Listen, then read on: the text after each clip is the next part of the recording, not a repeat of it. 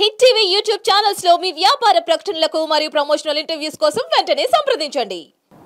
దీనికి ఎప్పుడు నెలలోనే ఢిల్లీలో పోయి అరవాల్సిన పని ఏమొచ్చింది? ఢిల్లీలో అరిస్తే ఆయనకి ఏమొస్తుంది? ఏమొస్తుందంటే అసెంబ్లీకి లోపల పోనీ కూడా తప్పించుకోవచ్చు. గెలిచేవాడు అసెంబ్లీ ఉండాలి కదా. సూదిని విజయవాడ పోగొట్టుకొని ఢిల్లీ ఎత్తికి దొరుకుతుంది. జంతర్ మంతర్లో పోగొట్టుకుని సూది ఇక్కడే దొరకాల, అమరావతిలో. జంతర్ మంతర్లో దొరకదు. ఆయన ఫ్లాప్ అయ్యింది.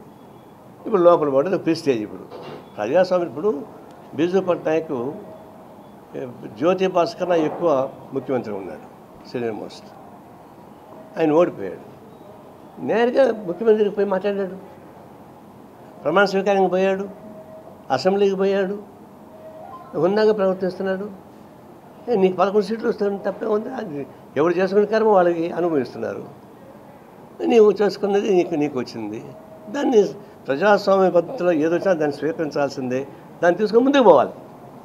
అందుకని 11 వస్తే నేను అసెంబ్లీకి పోను, 170 వస్తే నేను అసెంబ్లీకి పోతానంటే ఎట్ట కుదురుతుంది? అది కుదరదు. అంటే ప్రజాస్వామ్యాన్ని అవహేళన%.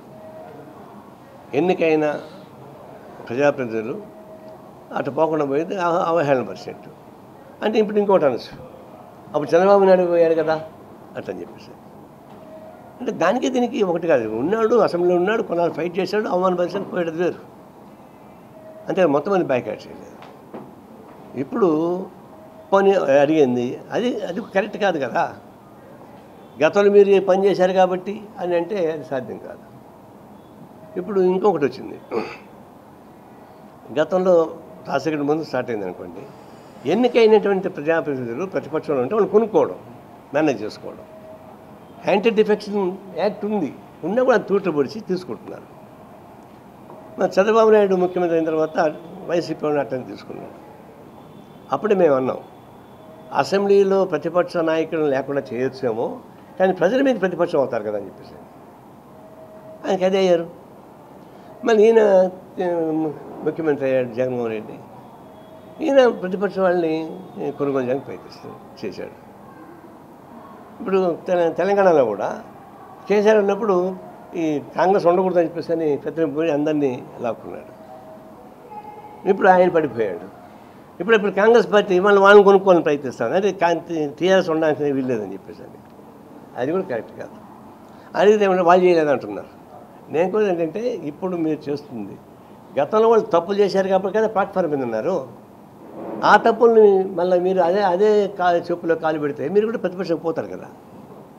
రాజకీయ విలువల్ని కాపాడితే అది మిమ్మల్ని కాపాడుతుంది, అది మనల్ని కాపాడుతుంది.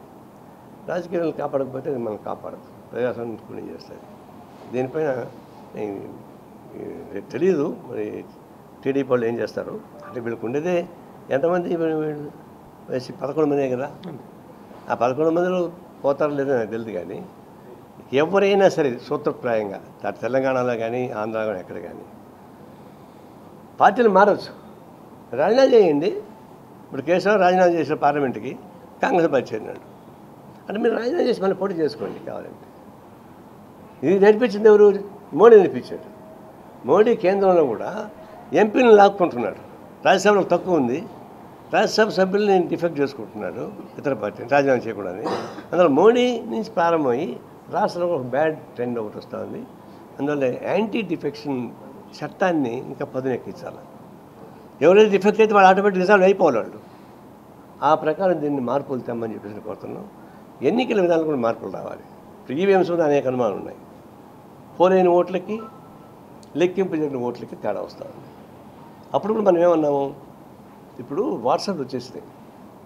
ఈ బూతులు తిరుపతి బూత్లో ఇంత ఓట్లు పోలైనాయనంటే ఆటోమేటిక్గా ఆన్లైన్ పెట్టేస్తే దేశం వెళ్ళిపోతుంది. ఒక నిమిషం అలానే బైరాగపట్టిన బూత్లో ఇన్ని ఓట్లు వచ్చినాయి, ఇన్ని ఓట్లు కాంగ్రెస్కి వచ్చింది, ఇన్ని ఓట్లు ఇంకొక పార్టీకి వచ్చినాయి అని పెట్టేస్తారు. ఆటోమేటిక్గా వస్తుంది కదా టీవీలో. అదే ప్రకారం పెట్టేస్తే సరిపోద్ది. కానీ అడిగితే వారం 10 రోజుల పాటు ఎన్నికల కమిషను ఒప్పుకోలే, మేము పెట్టలేమన్నారు. చివరికి సుప్రీంకోర్టు మందలిస్తుంది తప్ప పెట్టలే. 1 వీక్ పడుతుందా? దీన్ని బట్టి ఒకటి ఏంటంటే ఎన్నికల కమిషన్ కూడా మేనేజ్ చేసింది, ఈవీఎంస్ ట్యాంపర్ చేసింది అని అనుమానం ఉంది. అనుమానం నివృత్తి కావాలంటే ఒకటే మార్గం, 122 దేశాలలో బ్యాలెటే ఉంది, 1-2-3 దేశాలు తప్ప ఈవీఎంస్. మనకు కూడా బ్యాలెటే కావాలి, ఎన్నికల రిఫార్మ్స్ కావాలి. ఎన్నికల రిఫార్మ్స్ ఎట్లాగా ఉండాలి? ఈ డిఫెక్షన్ చట్టానికి అత్యంతం కావాలంటే ప్రపోర్షనల్ రిప్రజెంటేటివ్ సిస్టమ్, అంటే దామాషా పద్ధతుల్లో ఏ పార్టీకి ఎన్ని ఓట్లు వస్తే దాని ప్రకారం వస్తా, అట్లా రిఫార్మ్ చేయాలి.